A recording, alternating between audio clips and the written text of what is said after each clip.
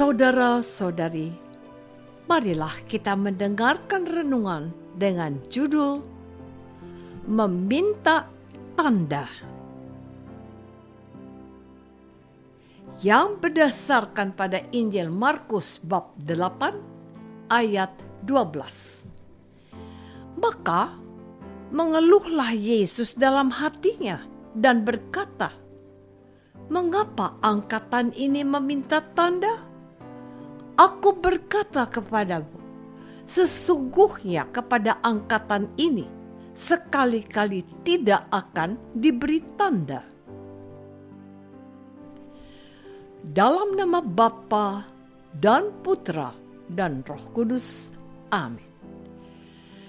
Saudara-saudari terkasih dalam nama Tuhan Yesus Kristus, Yesus tidak pernah menunjukkan sikap sombong atau membanggakan dirinya dan Bapanya yang ada di surga dan yang senantiasa menyertai Yesus dengan kasih dan kuasanya. Walaupun kita mengetahui bahwa Yesus adalah anak Allah, Yesus memiliki segala sesuatu baik yang ada di dunia maupun yang ada di surga. Yesus bisa meminta kepada Allah apa saja yang Dia inginkan. Apa yang Yesus minta kepada Allah akan terkabul. Namun, Yesus tidak takabur. Yesus tidak ingin menganggap dirinya paling hebat. Sebaliknya, Yesus tetap rendah hati. Salah satu bukti bahwa Yesus rendah hati dapat kita dengar dalam Injil Markus hari ini. Diceritakan bahwa orang-orang Farisi datang lalu bersoal jawab dengan Yesus. Untuk mencobai Yesus, mereka meminta daripada Yesus suatu tanda dari surga. Maka mengeluhlah ia dalam hatinya dan berkata, "Mengapa angkatan ini meminta tanda? Aku berkata kepadamu, sesungguhnya kepada angkatan ini sekali-kali tidak akan diberi tanda." Yesus pun meninggalkan mereka, lalu naik ke perahu dan bertolak ke seberang. Yesus tidak mengabulkan permintaan orang-orang Farisi yang mencobai Yesus. Saudara-saudari terkasih, tentu saja kita patut bertanya, mengapa Yesus tidak mengabulkan permintaan orang Farisi yang meminta tanda? Ada beberapa jawaban. Pertama, Yesus tidak mengabulkan permintaan orang-orang yang sombong. Orang Farisi meminta tanda dari surga hanya untuk mencobai Yesus. Jika Yesus mengabulkannya, belum tentu orang-orang Farisi percaya kepada Yesus. Sebab hati mereka sudah tertutup untuk Tuhan. Orang Farisi sangat sulit untuk bertobat dan mau menerima Yesus sebagai anak Allah.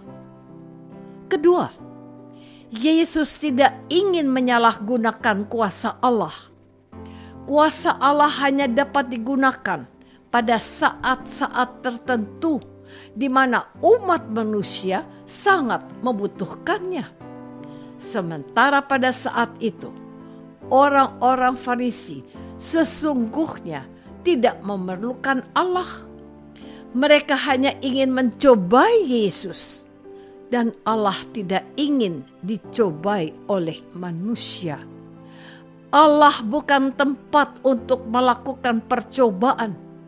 Karena itu, Yesus menegaskan bahwa Yesus tidak akan membuat suatu tanda. Saudara-saudari terkasih, pada saat ini kita dapat melihat diri kita masing-masing. Apakah selama ini kita sudah sungguh-sungguh percaya kepada Yesus? Ataukah kita baru percaya kepada Yesus setelah permohonan kita dikabulkan oleh Allah?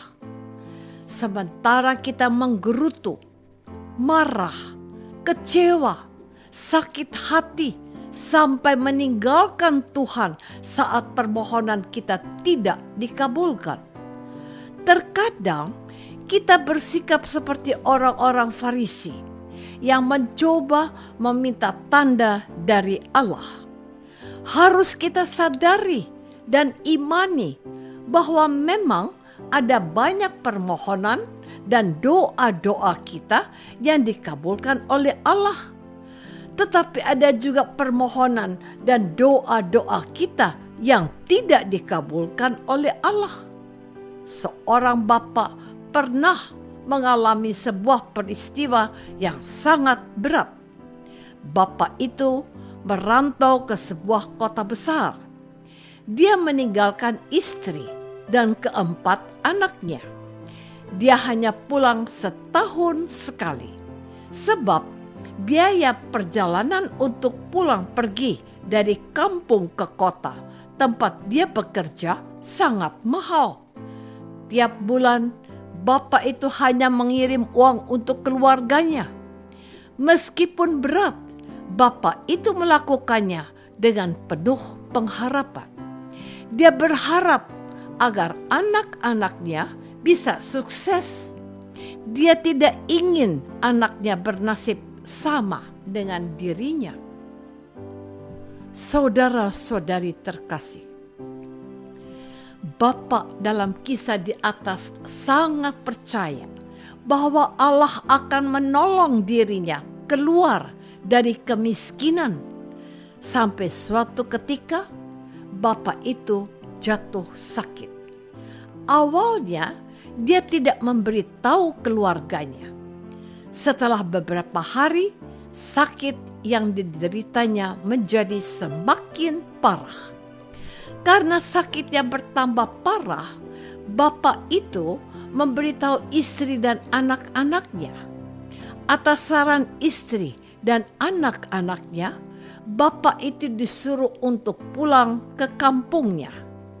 Pulang ke kampung bukanlah perkara yang mudah.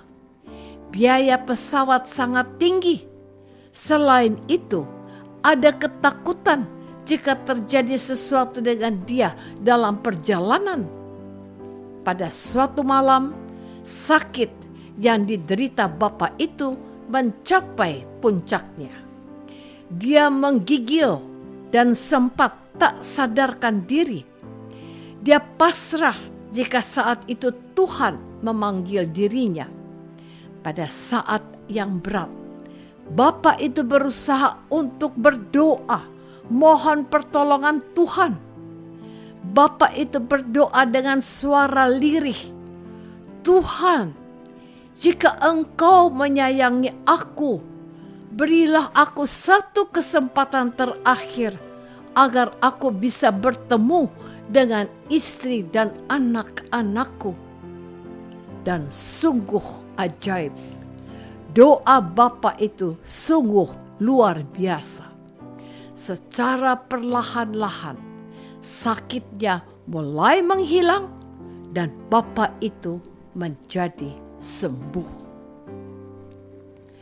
Apakah kita hanya mengimani Tuhan lewat tanda yang kita minta?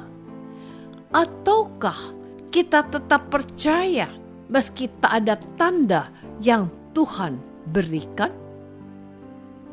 Marilah kita berdoa. Tuhan Yesus Kristus, kami memohon ampun karena kadang-kadang kami tidak percaya pada saat permohonan kami tidak dikabulkan. Terkadang juga kami masih meragukan-Mu. Kami mohon, bimbinglah kami agar kami selalu percaya, termasuk saat kami menghadapi masalah yang berat.